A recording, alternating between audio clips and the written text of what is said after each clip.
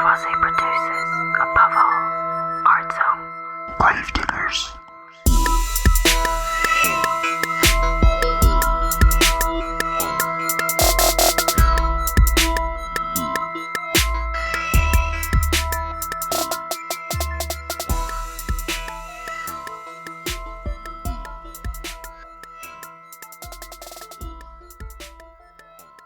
Hi everyone.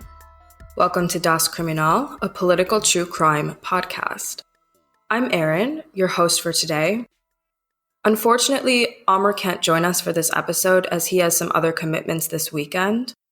We know many of you are probably tuning in after hearing Amr on Radio War Nerd, so welcome. Apologies that he and his lovely banter won't be with us this week.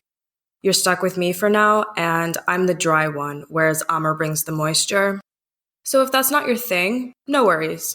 Amr should be back next week and we have lots more exciting content planned. It's just that the universe is really fucking with us right now, and we appreciate your patience because we love creating the show and have a lot of fun stuff on the way. For those who haven't yet heard, our very own Amr teamed up with Radio War Nerd for a series about the Arab conquests. Part 1 came out on Friday where I am, Thursday where most of you probably are. I've already listened to it and it's such a good episode, both informative and entertaining. Seriously, Amr is an encyclopedia when it comes to the politics of Arabia and especially early Islam. I've been blessed to hear him drunkenly explain to me the significance of the Meccan versus Medinan revelations in the Quran, and now you can learn all about this history with him too, so that's very fortunate. We'll include a link to that in the description. Radio War Nerd is a Patreon-based podcast and therefore behind a paywall, but I promise it's well worth the $5. If you're on a budget, no worries. As I said, Amr will be back with us shortly. But for those of you craving a case, we still have one for you this week. I wrote about this case a while ago, as it's personal to me for reasons I'll go on to explain, so if you followed me for some time, it might sound a bit familiar to you. Due to the aforementioned universe fuckery, I've had to write the script in less time than usual and might have relied on a bit of self-plagiarism. But my original sources, as always, will be linked in the description. This case is also relevant because, as I'm sure most of you have heard, Supreme Court Justice Ruth Bader Ginsburg passed away on Friday in Washington, D.C. Her death has spurred growing fears around the security of Roe v. Wade and abortion rights in the United States. In her poem, This Doctor Speaks, Abortion is Healthcare, Sylvia Ramos Cruz writes, quote, "Abortion. Nobody likes the word. Why not?" asks the doctor. "Abortion is healthcare," she says, looking down to check the overnight tweets of trolls who call her killer, promise death, end quote. It's true. Lots of people don't want to talk about abortion, but it is healthcare. And the healthcare providers who perform abortions are often subject to harassment, threats, and violence. This is one of those stories. On Friday, October 23rd, 1998, Dr. Barnett Slepian and his wife, Lynn, pulled into the driveway of their family's home in East Amherst, New York, a suburb of Buffalo. It was almost 10 p.m. and they were returning from the synagogue where they had attended a memorial service recognizing the anniversary of Bart's father's passing 9 years earlier. The couple's 4 boys, Andrew, Brian, Michael, and Philip, were inside the house. Feeling peckish after the service, Bart made his way to the kitchen at the rear of the house to heat some soup in the microwave. His wife and sons joined him in the kitchen and the adjoining room, chatting. Andrew was watching a hockey game, most likely the Buffalo Sabres versus the Washington Capitals. The Sabres lost. Bart stood with his back toward the window. The family heard a pop. "I think I've been shot," said the doctor. For a fleeting moment, Lynn, a registered nurse, thought her husband must be joking. His friends knew him for his pitch-black sense of humor. One of his older brothers, Jacob, would recall that Bart once had a talking bird and quipped about training the pet to deliver his eulogy. The doctor fell to the white kitchen floor in front of his wife and children. The Slepian family dialed 911 and tried to stop the bleeding. Amherst police arrived within minutes, closely followed by paramedics. They rushed 52-year-old Barnett to Millard Fillmore Suburban Hospital, a place he knew well. They reached the emergency room. Dr. Slepian's colleagues gathered to help him, but there was nothing they could do. Barnett Slepian had died from exsanguination resulting from a gunshot wound to the back. Dozens of local police officers scoured the area. The FBI arrived at the house soon after. In the pandemonium of the shooting, nobody noticed a white man in his 40s slither into a black Chevy Cavalier and speed away from the Slepian house on that dark October night. Barnett Abba Slepian was born in Cambridge, Massachusetts in April 1946. His grandfather had immigrated to the United States from Russia and, according to Canadian crime reporter John Wells, sold shoelaces from a pushcart to make ends meet. Bart's father, Philip, attended Harvard University, but didn't find success in the business world as he had planned. The Slepians moved to Rochester, New York, where Bart, the youngest of 4 siblings, was brought up in a working-class household. Philip had high expectations for his children, and Bart set his sights on medicine from a young age. Hopefully, he could provide his own family with the financial security he didn't have growing up. Bart first attended Rochester Community College and then enrolled in the zoology program at the University of Denver. Admission to medical schools in the United States was extremely competitive then, as it is now, leading Barnett to pursue his graduate degree at the Autonomous University of Guadalajara in Mexico. In 1979, Dr. Barnett Slepian returned to Western New York, this time to Buffalo, to fulfill his residency requirement at Buffalo General Hospital. There he met and fell in love with a nurse named Lynn Breitbart. They soon married and had 4 sons together. Barnett Slepian was sincerely devoted to his family. His niece, writer Amanda Robb, penned a piece about her uncle for New York Magazine. Quote, "In short, he taught me how to love." End quote. Like Bart's father, Bart and Lynn wanted to give their boys the best upbringing they could afford. Luckily, their circumstances allowed them to move into a spacious house in the Williamsville Central School District, one of the best districts in Erie County and one of the safest neighborhoods in the country. The boys played sports, watched games, and socialized with their friends. Bart, with the help of Lynn, ran a private medical practice in Amherst where he specialized as an OB-GYN. Dr. Slepian's patients remember him as a skilled medical professional, a witty philosopher, and a devoted friend. One told People magazine in 1998, quote, "I can't imagine having a baby without him," end quote. Another described to the New York Times, quote, "I feel he saved my life. I feel he is like a member of my family," end quote. One such patient was my own mother, who remembers Barnett Slepian as not only a kind and caring doctor, but an astute and honest friend. Dr. Slepian did not deliver me, but he delivered my younger brother, who is today a healthy 22-year-old man. My mom was heartbroken by Dr. Slepian's murder. He was someone she trusted, cared about, and counted on. Dr. Slepian was gentle and kind, but always honest with his patients. He guided expecting parents through the difficult and often frightening processes of pregnancy and childbirth, delivering new lives into the world. Dr. Slepian also worked weekly shifts at the Buffalo Womenservices clinic, providing a spectrum of OB-GYN services, including safe, legal abortions. The clinic and the medical professionals who staffed it, Dr. Slepian among them, became targets for anti-choice vitriol. According to anti-abortion terrorism experts David S. Cohen and Kristen Connon, most anti-choice harassment occurs on-site, at clinics, hospitals, and medical centers where abortions take place. They write in their book, Living in the Crosshairs, quote, "Verbal attacks are the most common form of harassment, but protesters can also harass providers through writing, such as mail, signs, posters, or print and electronic media. The content of these targeted communications can include threats, exposure of personal information, derisive comments, anti-abortion messages, and identity-based harassment," end quote. Despite the hostility, Dr. Slepian continued to provide the highest standard of care to his patients. His colleague, Dr. Shalom Press, explained to the New York Times, quote, "He believed women had the right to have an abortion, and he followed his conscience," end quote. Though Dr. Slepian would prefer to avoid harassment altogether, he was mostly cordial to demonstrators who targeted him at the clinic. Professor Lucinda Findley told the Buffalo News, quote, "He also respected the protesters. Certainly, he minded the effect they had on causing great stress and emotional pain to his patients, but he respected their right to be there and he often went out and chatted with them," end quote. Dr. Slepian was less tolerant of protesters who intimidated his family. During Hanukkah of 1988, anti-choice demonstrators set up camp outside the Slepian home to taunt Bart, Lynn, and their sons while the family celebrated the Jewish holiday.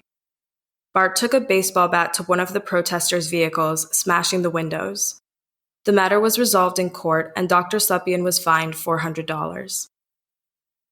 Threats of violence against Dr. Slepian and his family continued over the next decade. In the early 1990s, anti-choice violence was rising, and Buffalo became a hotbed for protests when an organization called Operation Rescue brought its Spring of Life demonstrations to the city in 1992 to protest the clinic where Dr. Slepian worked. 194 protesters were arrested for harassing medical personnel and their patients during the events. One of Operation Rescue's favorite scare tactics is disseminating wanted posters with the names and photographs of abortion providers. Dr. Barnett Slepian was a conspicuous target of this harassment in 1992, as was Dr. David Gunn of Pensacola, Florida. In March of 1993, Gunn was shot 3 times in the back by an anti-choice zealot in the parking lot of the Pensacola Women's Medical Services clinic. The campaign against the right to choose had escalated to murder. Dr. Slepian was aware that his work made him a target for anti-abortion terrorism. In a letter to the Buffalo News in 1994, he predicted, quote, "The members of the local, nonviolent, pro-life community may continue to picket my home. They may continue to scream that I am a murderer and a killer when I enter the clinics at which they peacefully exercise their First Amendment right of freedom of speech. They may do all of the above to me and other abortion providers in this community. But please don't feign surprise, dismay, and certainly not innocence when a more volatile and less restrained member of the group decides to react to their inflammatory rhetoric by shooting an abortion provider." End quote. The doctor had good reason to be fearful. Following the murder of Dr. Gunn, anti-choice guerrillas in the United States killed 5 more abortion clinic personnel before October 1998. Dr. John Britton, James Barrett, Shannon Loney, Leanne Nichols, and Robert Sanderson. Additionally, law enforcement in the United States and Canada had spotted a suspicious pattern of shootings targeting abortion providers in the years leading up to the assassination of Dr. Slepian. Between 1994 and 1997, 4 doctors, Garson Romelis, Hugh Short, David Gandel, and Jack Feynman, were shot and wounded by a high-powered sniper rifle. The circumstances of each attack were too similar to ignore. All OB-GYNs were shot in their homes. All attacks occurred in Canada or close to the Canadian border. Each shooting took place in late October or early November, suggesting a connection to Canada's Remembrance Day. Like Dr. Slepian, 3 of the 4 doctors were Jewish, indicating an anti-Semitic motivation alongside an anti-choice agenda. The doctors were wounded but not killed. The accuracy of the sniper hinted that this was intentional. Cohen and Conan write of an additional unnamed victim whose case fits this profile in Living in the Crosshairs. Police warned abortion providers in Canada and Western New York of a serial shooter in the area, and doctors added these threats to their growing collections of hate mail. Without a suspect or any viable leads, it was impossible to know whom among their many ideological opponents posed a serious risk. One of Dr. Slepian's colleagues at Womenservices urged him to be careful. "I will," he said. Law enforcement combed the Slepian property for clues, but physical evidence was scant. A single bullet crashed through the rear window into the Slepians' kitchen, ripped through Barnett, and ricocheted, narrowly missing Andrew, before settling in the fireplace. Police were able to collect DNA from the crime scene, hairs left by the sniper as he steadied himself against trees. But without a sample to compare it to, the genetic profile wasn't yet useful to the investigation. Still, they had a probable motive and a specter of a suspect, the anti-choice Remembrance Day shooter. The details of the shootings allowed authorities to piece together a gunman profile. He was involved in the anti-choice circuit. His extremist views were known to others, even if his associates weren't aware he was shooting doctors. The killer fancied himself a soldier of his movement. This wouldn't be a case of a friendly neighbor leading a shocking double life. The murderer would have a history of anti-choice zealotry. The shooter was mission-oriented, organized, and patient. He shot abortion providers in their homes, places they felt safe, and let their guard down. He probably surveilled them for weeks before the attacks, planning the crime and his escape route. He wasn't on a frenzied killing spree. He waited until the same time each year to take his perfect shot. He wanted his attacks to be non-confrontational and impersonal, one sniper shot from a distance. He couldn't look the doctor in the eyes and fire on him. This doesn't mean he felt conflicted or remorseful. He killed Dr. Slepian in front of his wife and sons. He needed complete control and couldn't allow his victim any chance to fight back. Police probed a list of individuals who had been criminally charged for harassing Dr. Slepian, but none of these leads panned out. Investigators in the United States were no closer than their Canadian counterparts to identifying the shooter. They appealed to the public for help. Epidemiologist Joan Dorn turned on the television. Dr. Slepian's murder dominated local news coverage and had made national headlines. Mourners from Bart's patients to President Clinton felt outraged by the shooting. Joan, one of the Slepians' neighbors, was among them. On her television screen, local police and the FBI urged anyone who might have seen something strange in the area of the murder to call them. Joan liked to jog in the early mornings, and she knew the streets around her house well. She remembered running past a car in the neighborhood the week before the shooting that had seemed off. Something about it made her so uneasy that Joan jotted down the vehicle's details in her running journal. Black Chevy Cavalier, Vermont license plate BPE 216. It's probably nothing, Joan thought, but she rang the tip line anyway. Police ran the plate. It matched to a black 1987 Chevrolet Cavalier. What's more, the car had crossed the U.S.-Canadian border at times that placed it in the vicinity of the Remembrance Day shootings. And it was registered to a known anti-abortion extremist, James Charles Kopp. By most accounts, James Kopp was unremarkable. Born in Pasadena, California in 1954 to a middle-class family, he played the trumpet in his high school's band and studied biology at UC Santa Cruz. There, he moved into an apartment with the love of his life, a young woman named Jennifer. Accounts of their college romance differ, but one point remains consistent. The relationship ended and James Kopp became unhinged. According to his father's second wife, Lynn, Jennifer became pregnant and did not carry to term. In his detailed chronicle of Kopp's life, John Wells writes that Kopp told some friends Jennifer had an abortion on her own, but later walked this back, claiming he had driven her to an abortion clinic where they learned she was not pregnant. Whether she terminated a pregnancy or not, Jennifer saw something in James Kopp that scared her. He was self-righteous, controlling, and despite a facade that branded him, quote, a very likable guy with bright eyes and a big smile, end quote, he had a deep-seated problem with women. In my opinion, we should focus on Kopp's misogyny rather than speculate about some villain origin story rooted in his first love having an abortion. Whether she terminated a pregnancy or not, Jennifer is not responsible for James Kopp's sexism or the murder of Dr. Slepian.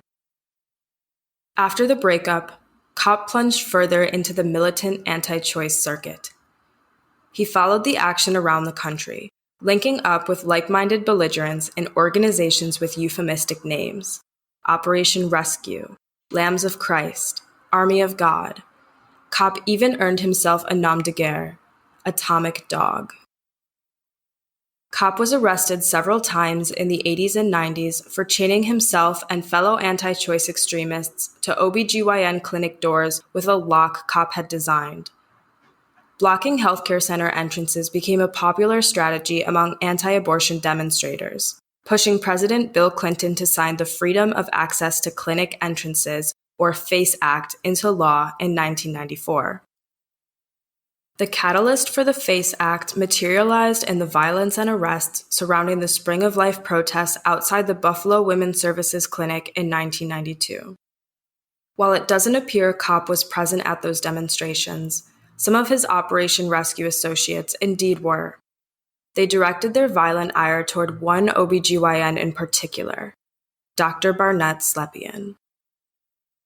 By late 1993, James Kopp had joined the anti-choice picket line outside Buffalo Womenservices, reeling off the Lambs of Christ sexist, homophobic spiel. But despite growing publicity, the anti-choice bloc was losing their fight. In 1992, Planned Parenthood v. Casey upheld the constitutional right to have or perform an abortion. 1994 brought the FACE Act. Women around the country rallied in opposition to the anti-choice movement, demanding control of their own reproductive health. Anti-abortion factions turned to violence.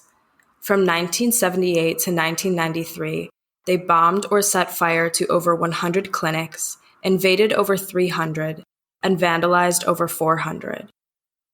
1993 saw the murder of Dr. David Gunn in Florida, and the shooting and wounding of Dr. George Tiller in Kansas. Tiller was later assassinated at his church in 2009. Several episodes of anti-choice terrorism trace back to the Army of God, an extremist group that counted James Kopp / Atomic Dog among its devotees. Canadian law enforcement suspects that James Kopp escalated to shooting abortion providers by late 1994, beginning with the wounding of Dr. Garson Romalis in Vancouver, British Columbia. This was followed by a similar attack in 1995 and two in 1997, all around Remembrance Day. Kopp has only been criminally charged with the 1995 shooting of Dr. Hugh Short in Ontario and the murder of Dr. Barnett Slepian. James Kopp wasn't a deranged lone wolf. He was part of a sophisticated underground network of anti-abortion terrorists with the means and willingness to help him abscond. Kopp had a collection of aliases and fake IDs. He was ready to flee the country at a moment's notice. It wasn't long before the homicide was all over the news. Dr. Barnett Slepian had been killed by a gunshot wound to the back, and the murderer was on the loose. Kopp, who imagined himself a virtuous executioner, a fetal protector, could have turned himself in. But the man who was too cowardly to face Barnett Slepian when he pulled that trigger ran away from the crime. Kopp first fled to New Jersey, where he had connections to other anti-choice extremists. Among them were Dennis Malvasi, who bombed 4 New York City abortion clinics in the 1980s, and his wife, Loretta Mara.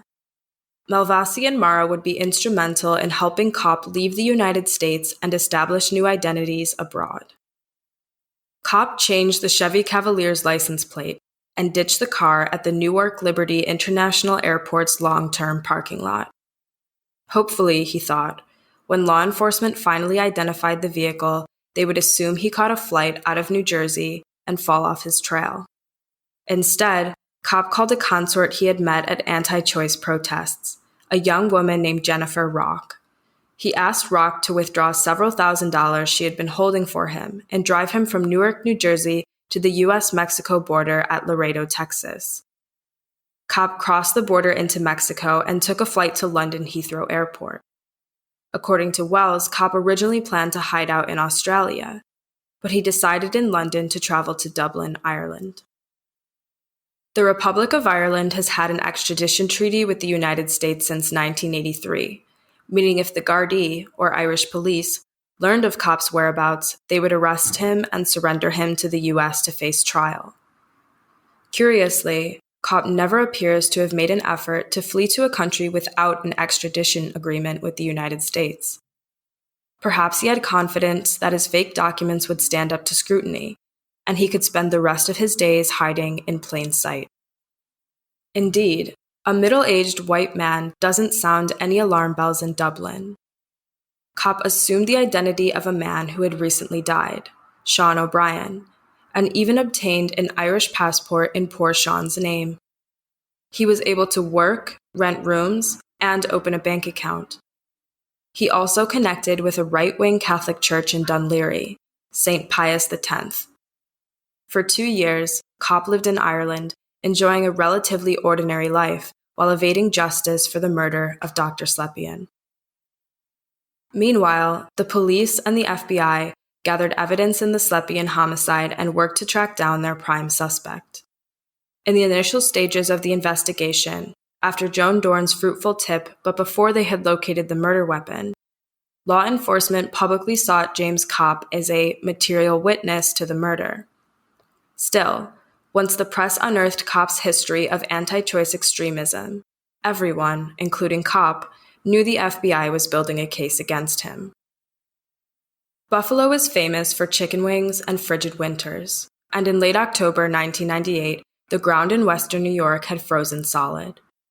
It wasn't until April of 1999 that Amherst police found a semi-automatic SKS rifle buried in the soil near the crime scene.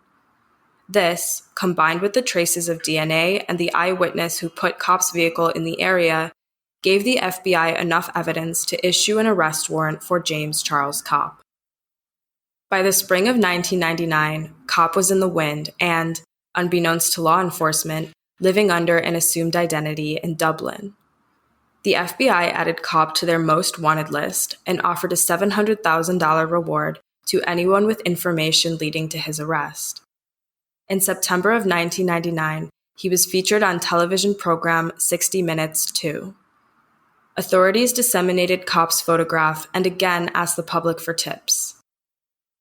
The FBI reasoned that Kopp had probably fled the country, but his whereabouts were still a mystery.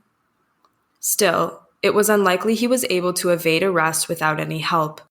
Their best chance at locating Kopp lied in his associates from his anti-choice terrorist network.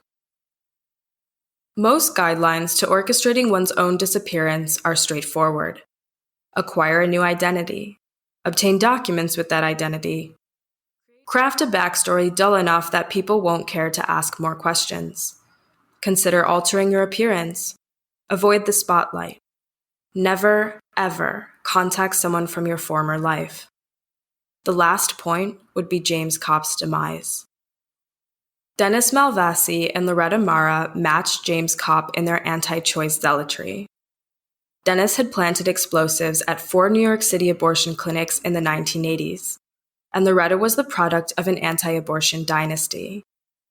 The FBI suspected Mara and Malvasi had helped Kopp flee the United States and might even remain in contact with him, but the pair wouldn't give up their old friend for bounty money.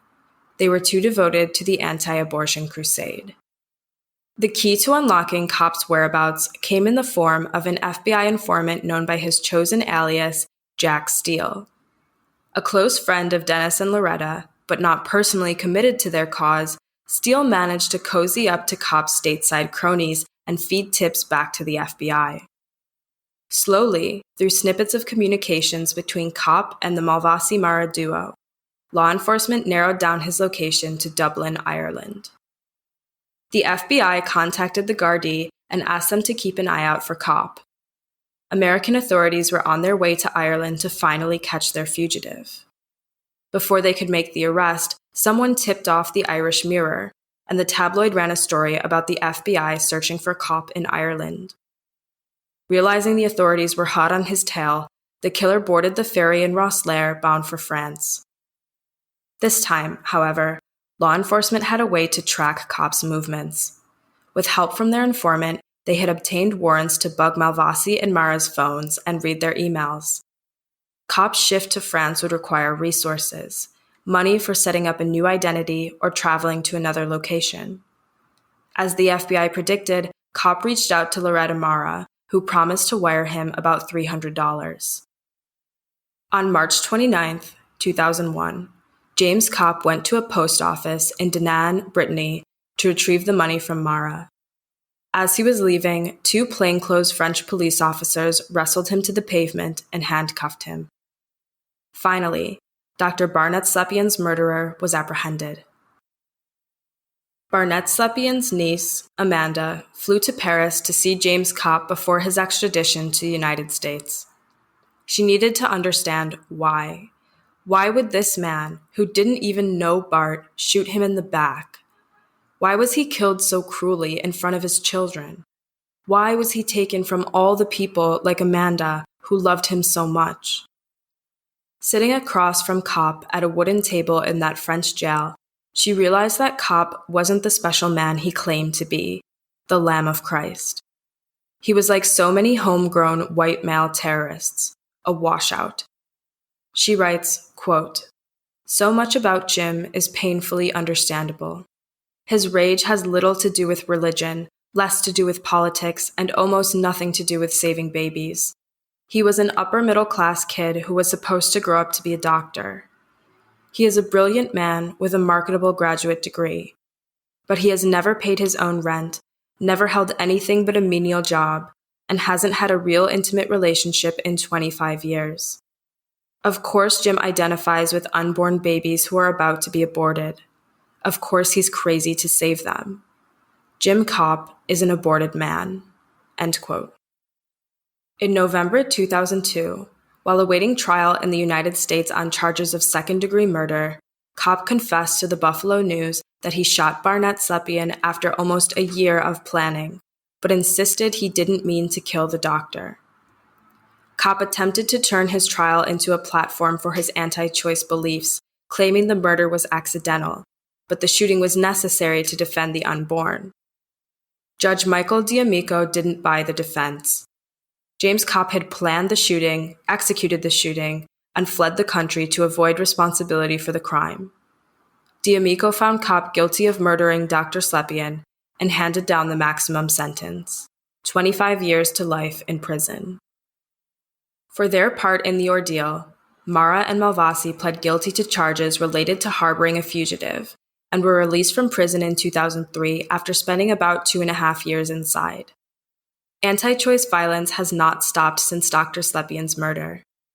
Dr. George Tiller was assassinated in his church in Wichita, Kansas in 2009.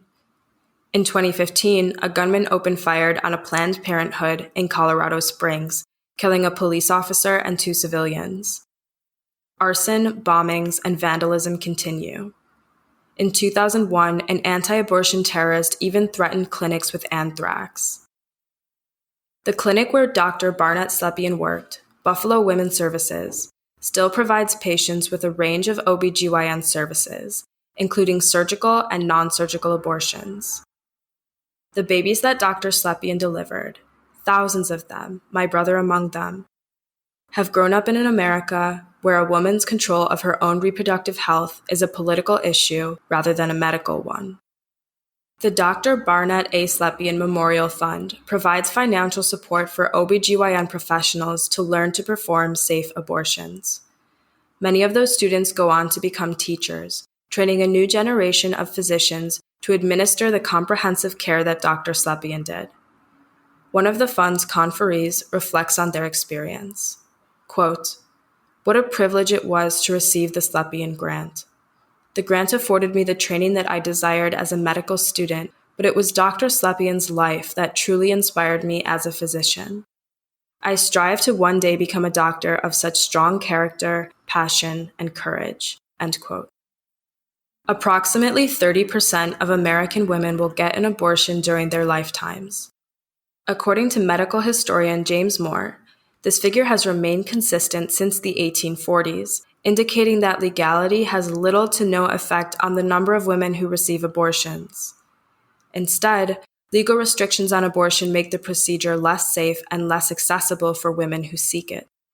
Abortion is thus a routine medical procedure. It happens frequently and, in almost all cases, with very few complications.